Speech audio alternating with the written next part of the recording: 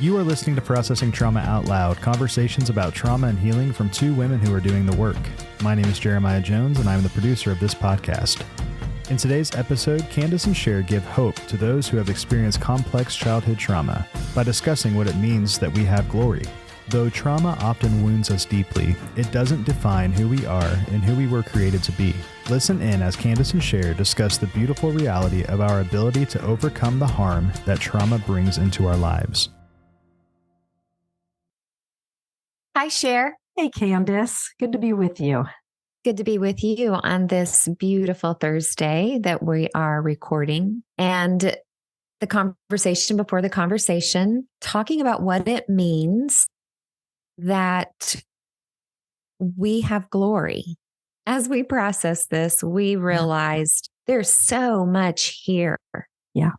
And yet, I believe it's a conversation that will not only give all people hope, but especially those of us who have had complex childhood trauma. Yeah. And to know that it's worth fighting for your healing because there's so much more to you, to me, to our listeners than the trauma that they've experienced.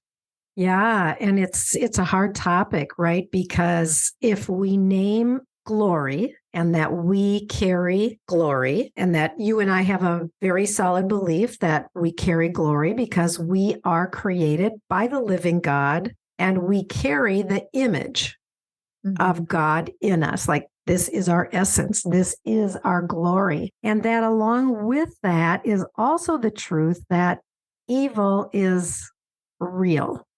And that we do have an enemy that is seeking to mar our glory and wants us to believe that we are bad or evil or wrong, or wants us to believe that we do not have glory and goodness. And so today we're just going to talk about what does this mean that we innately carry glory and that we are in a huge battle for reclaiming really what evil has stolen or tried to steal from us because of our childhood trauma.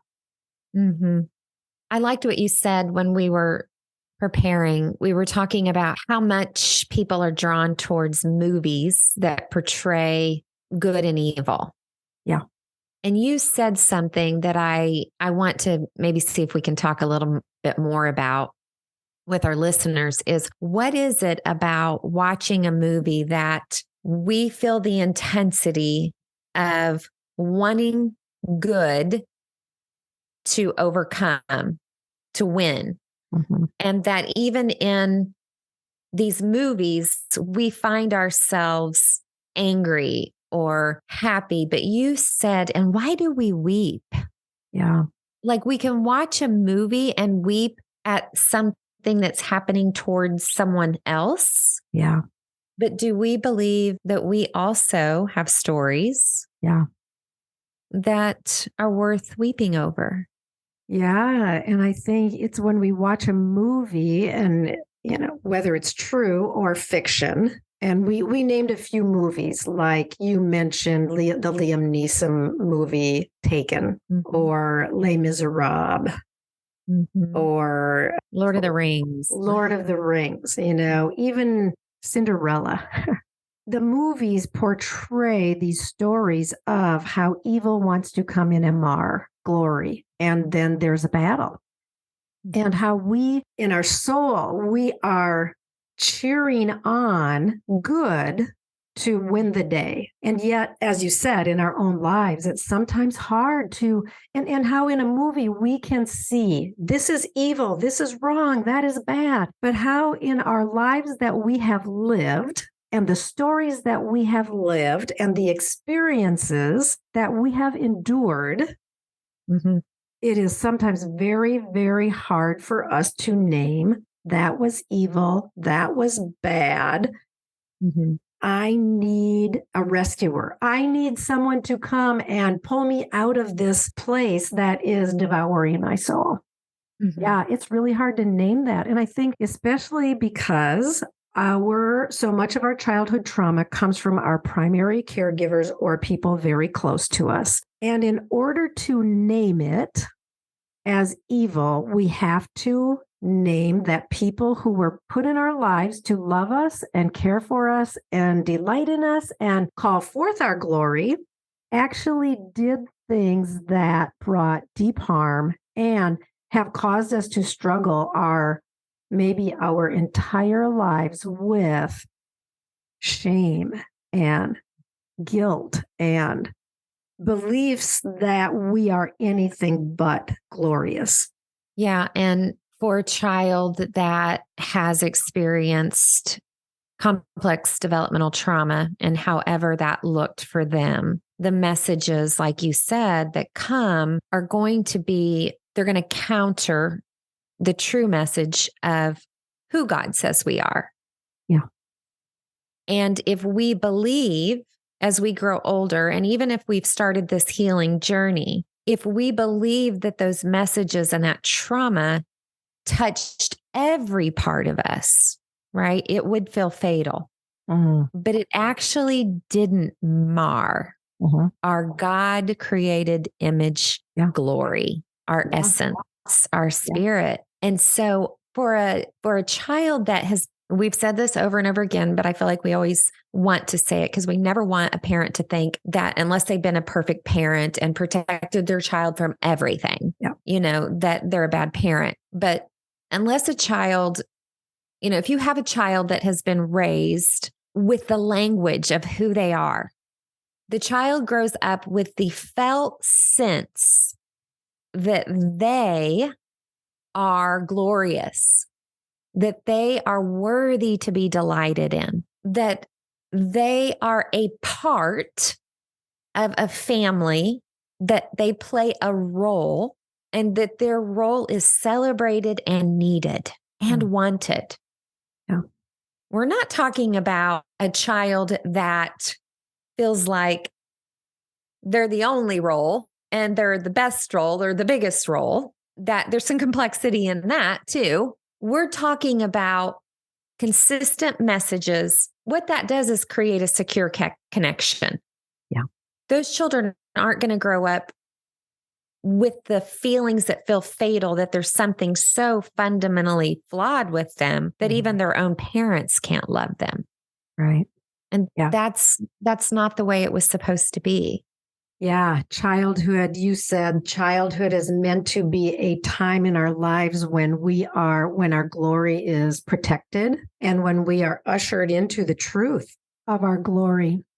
Instead, evil enters the story, our story, and brings harm so that that child instead will believe the opposite.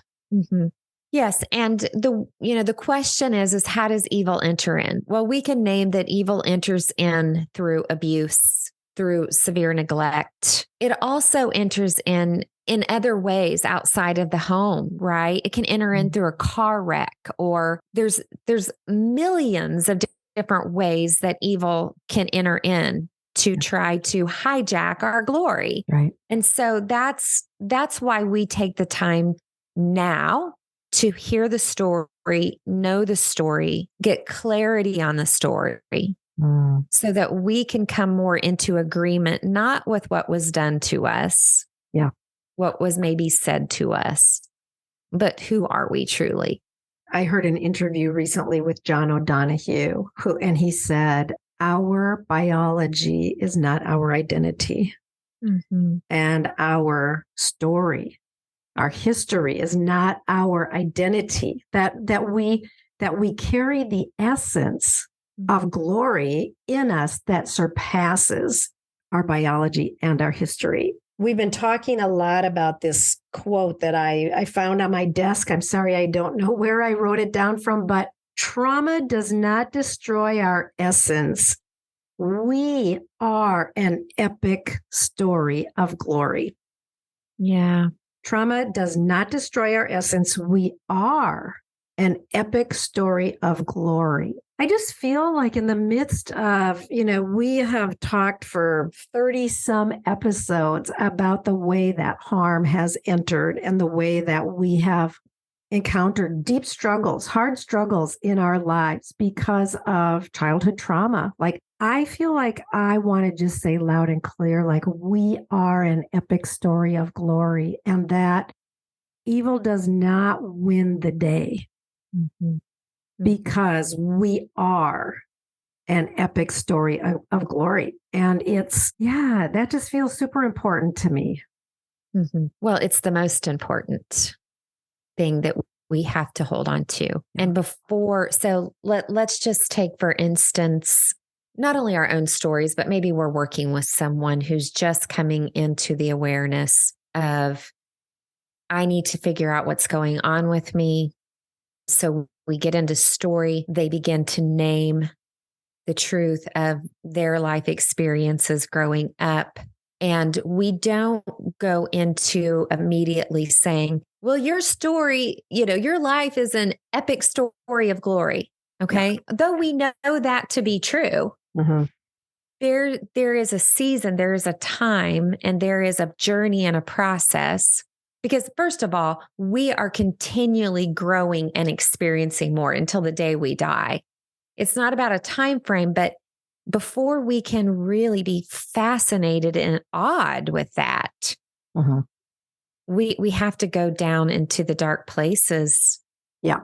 And to be able to clearly see a name, and to be honest with you, if we do that, there is this growing sense of, oh my goodness, yeah. I am here for a purpose. Yeah.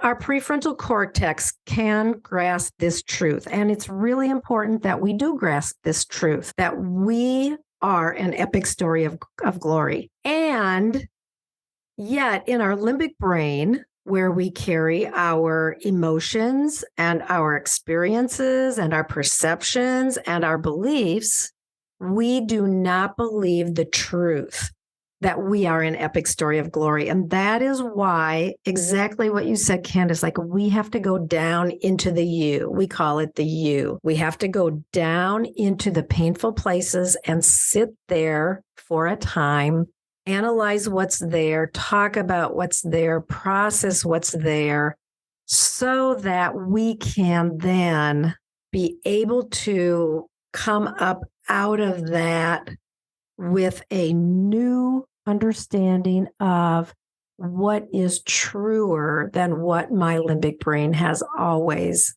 believed. Yeah. And so we know that some of us want to start at the top of the U and skip and go to the other side.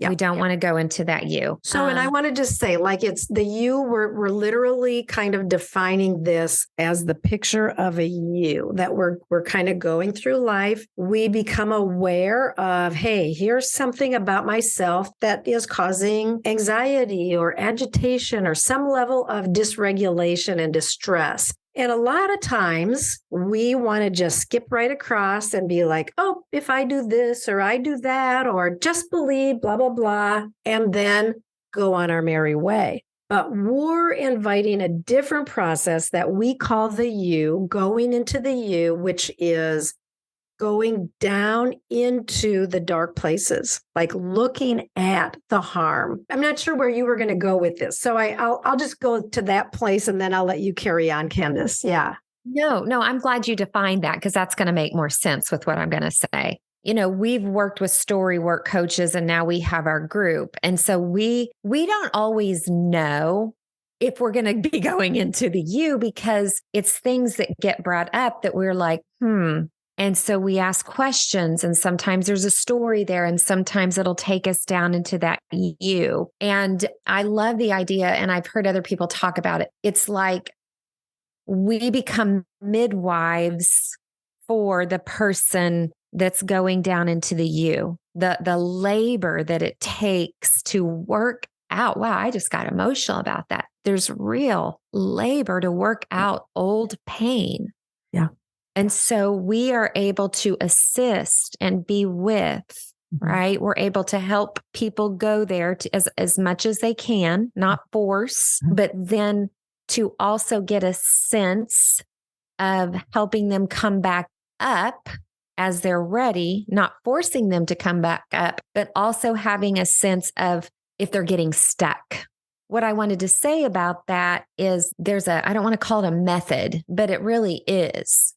Until we experience it ourselves with someone who knows what they're doing and that they've done it themselves, we can't do that with someone else effectively. And I'll just highlight that we experienced this on our recording a few weeks ago in part 1 of Body Hatred, when we were talking and you asked me a question. When did you first notice that you hated your body? And right there, as we were recording, I remembered a story. And that then I was able to, after we finished the recording and for several days, I did go down into the U, and I recognized the importance of that moment in my life when I saw the photo and how I turned against my own body and how that was reinforced through my environment. And I sat there for several days. I wrote a story, which I then brought to our story group. And you helped midwife me through that. And our story group has helped midwife me. Nobody said, snap out of it. That isn't true. Your glory is the most important thing.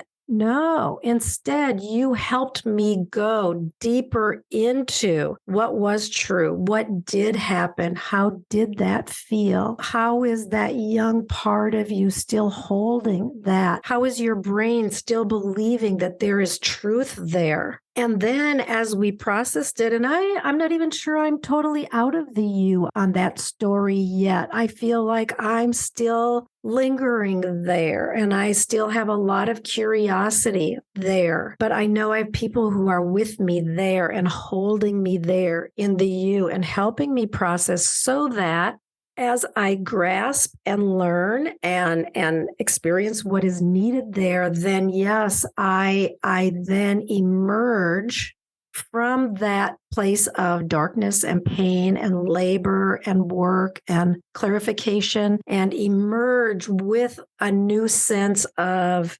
awareness of my glory. Awareness of how evil did try to harm, but I came through it with understanding the truth of my glory even more.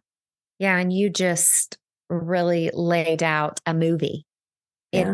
It is like it's a battle. Yeah. An epic battle. Yeah. That we go through. Yeah. Not alone. So when we were littles, we went through these battles alone. Yeah. And so the plot thickens when we're in there and we're wanting, so if we believe that the truth, if you shall know the truth and the truth will set you free, which we do believe, we do have to battle to get to the truth. Yeah. And that part of that battle is defying the shame that wants to silence us and keep us in hiding. That for many people is a huge barrier, is that having to press through and expose to others these stories of deep, deep harm and shame. Mm-hmm. And so part of that is allowing that person, not rescuing them. You're with them. They actually don't need rescued. They just need to be with you and you with them as they begin to see and hear and get clarity. Because for me, the difference was I could have people kind of like you say, tell me things. And I could put it stored in my prefrontal cortex. But until I slowed down and started going to the you, I was extracting the treasures in the darkness. Yeah. And coming up out. It is our glory to overcome battles. It is our glory to be able to face the darkness and watch it flee. It is our glory to say, love freaking wins every single time. That's our glory. Yeah. Yeah. And then to come up and recognize that this place where we felt so much shame and felt compelled to hide, when we go through the process and we emerge and we recognize our glory, like we have a deeper sense of knowing that we are delightful.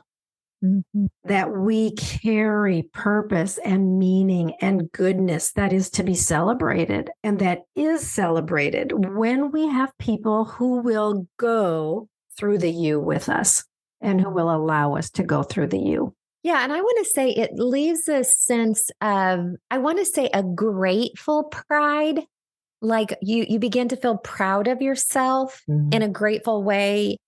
Ultimately for us, we are grateful that God created us in his image and gave us all that we need to overcome the trauma, the shame, the pain. But then he invites us into co-laboring with him and others in the you. Yeah. To be able to come back out and say, oh, no, I have seen the evil and the enemy and the destruction. And I've said, hell no.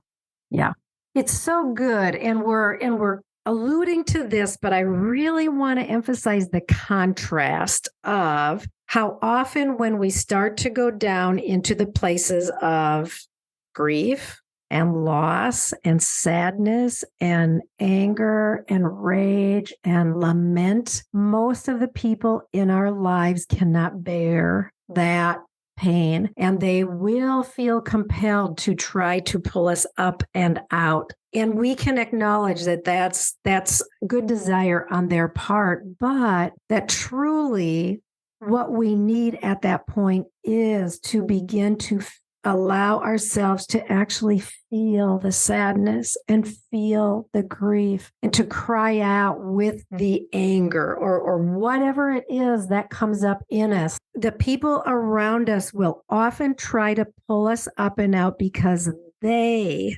cannot bear to see our pain. But we are very much needing to go through the you. And I just agree with you. Like, it is so important to have somebody who can stand with you and be with you as you go through that. So as we close, I want to invite our listeners that if you are resonating with what we're talking about here today, and if you know that you have stories of harm where there has been evil intent to mar your glory, and that you have not started yet really going into the you, and maybe you don't have somebody who can stand with you, I would encourage start seeking someone who can stand with you, whether that's a therapist or a story work coach or a story group, but find someone and then begin writing the story of one incident.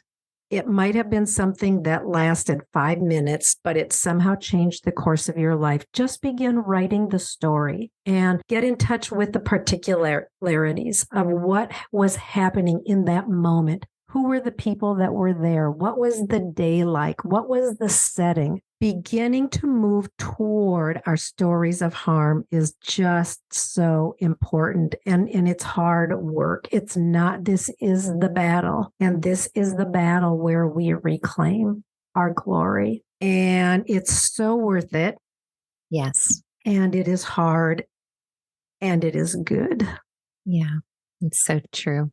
Good conversation. Good to be with you again today. And we probably should talk a little bit more about this in future episodes. Yeah, I'm just feeling the heaviness for our listeners, but I know that this is what has changed your life and my life. So that's what we invite our listeners to. Yep. Love you, Sher. Love you too, friend. Thank you for listening to Processing Trauma Out Loud. Make sure to check out the show notes for links to suggested resources and social media. Like, subscribe, and follow to keep up with our weekly content. And if you don't mind, take a moment to rate and review us. Your feedback is extremely valuable and contributes to the success of this podcast. One last thing, if you have found this podcast helpful in any way, or if you have questions on how to take the next steps on your healing journey, please reach out to us via email at KandaceSher@gmail.com. That's KandaceSher @gmail.com. Music was created by Caleb Paxton, and our sound engineer is Jeremiah Jones of Audit Story LLC. We welcome you to join us for more conversations soon. Take care.